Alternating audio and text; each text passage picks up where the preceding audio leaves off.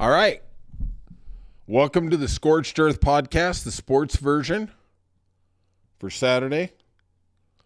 I got to tell you, I love sports. I love all sports. I'm watching a little Australian Open here as we're talking about, and man, those women, they are just banging that ball. God dang, they are good. I'm looking forward to seeing tomorrow night. Sinner, that cheater. God bless him. Yeah, he got a massage with steroids. Yeah, that's how come he came up positive for PEDs. But I'll talk about that maybe more tomorrow. But today, to commemorate the long lost season. Now we're in only 3 games left. Only 3 football games left this year. God, I literally need to go to rehab for football. We got 3 games left. Sorry, Eli and Peyton. I'm not counting the Pro Bowl. And now we're really at apex week for the coaching carousel. I'm going to give you my take on it.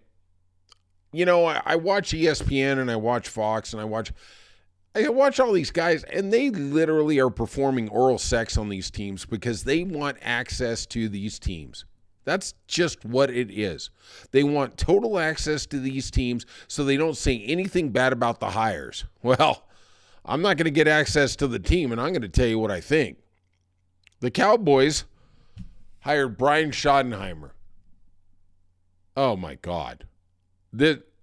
Jesus, what was the head coach of the 4A champion in Texas not available? This is the guy. You know, and this is something I wish more people would talk about. There is such an incestuous thing going on in the NFL. Everybody knows everybody. That's why I like college football, because there's actually more innovation, because not everybody is somebody's brother or cousin or uncle or God. It literally, it's like what they hypothesize Easter Island died because everybody became incestuous. It was all the same thing after a long time. You know, maybe it was, maybe it wasn't. I don't know. But all I'm going to tell you is, if you really start looking at all these people, everybody has a brother or uncle or whatever, because, hey, the minimum job in coaching out there, you know, after the unpaid intern thing, is $300,000-$400,000. Yeah, why not? Yeah, let's just get everybody in there. I mean, we find out Robert Saleh, after he got fired by the Jets, they got to pay off his contract. He goes to a consulting job with the Green Bay Packers. Wow, we're going to get to him in a minute. But Jesus, they just can't leave the juice. They can't, because they realize they're never going to find that money again. I remember Lawrence O'Donnell, the guy who has the show on MSNBC. I remember when he first started, he's like, I'm going to be here for like a year and then I'm leaving. Yeah, and then he got addicted to the money. I call it the golden handcuffs. He's like, oh, man, good luck getting me out of here, man. You got a better chance of getting food away from a honey badger. Not going to happen. The other one, I guess we all saw it coming, Pete Carroll to the Raiders. I really thought after Bill Belichick went to North Carolina, I thought somebody was going to pop up and grab Pete Carroll, but the Raiders did. The Raiders are a train wreck. It doesn't matter. You could put Bill Belichick in there. You could put Don Shula in there. You could put Joe Gibbs in there. They are terrible. They don't know what they're doing. They are literally the train wreck on the train wreck. And they don't have a GM. Pete Carroll just wanted to get back in the limelight. Will he bring a culture? Yeah. But at some point you need players. And I don't know how much say he really has. It's like Schottenheimer. Schottenheimer got hired for one reason, because he will have no say in what goes on with the team. None.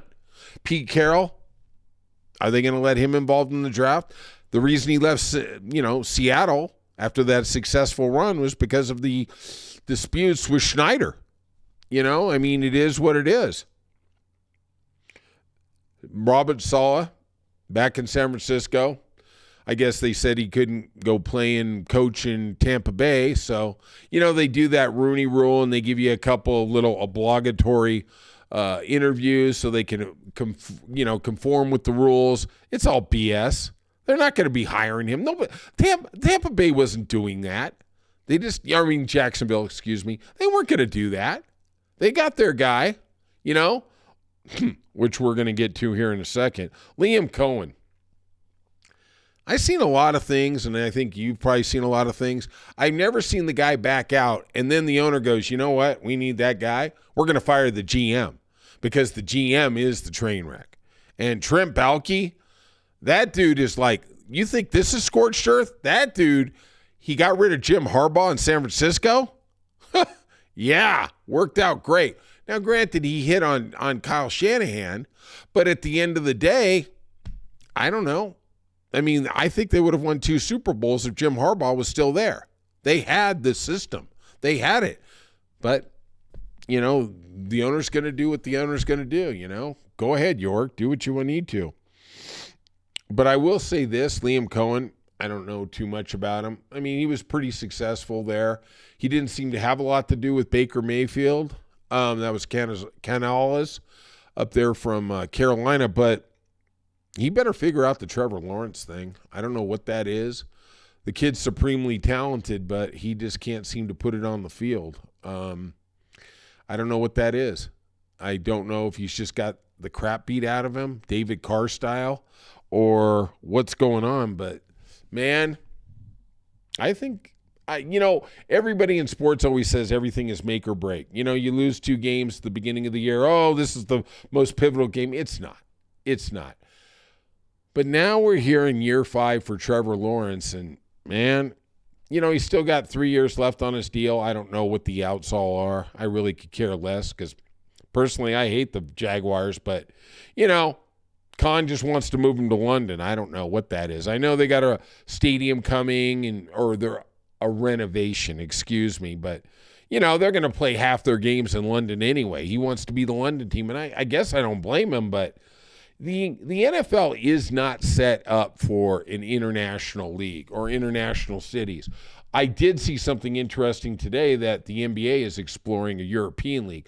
To me, that makes all the sense in the world. And I'm going to tell you something right now you're not going to hear anywhere else. In 15 years, the NBA is going to be way bigger than the NFL. The NFL is just literally in America. They are going to dominate America, but the NBA is going to dominate the world. The Yao Mings, the Wembanyamas, these guys are going to make it a global thing. And I will say in 15 years, they are going to be close to where soccer is on the world stage. That is how good Adam Silver is. I think that guy is literally the best commissioner I've ever seen in sports. He actually talks to the players, he listens to the players, and he makes really, really astute decisions. And I can't believe TNT left him, but whatever. God bless. We got Ben Johnson. That was a no-brainer. Going to go, deal with Caleb Williams. They better get some help there. Poles better get some help there on the offensive line, or else we're going to have another problem. But he's got a loaded roster. We'll find out. Is the guy ready to be a coach? It's funny. Everybody is out there saying, well, you can pick and choose. And they talk about the Washington situation last year where he kind of blew him off after they wanted him. These guys don't really have a lot of choices. There's only 32 of these jobs.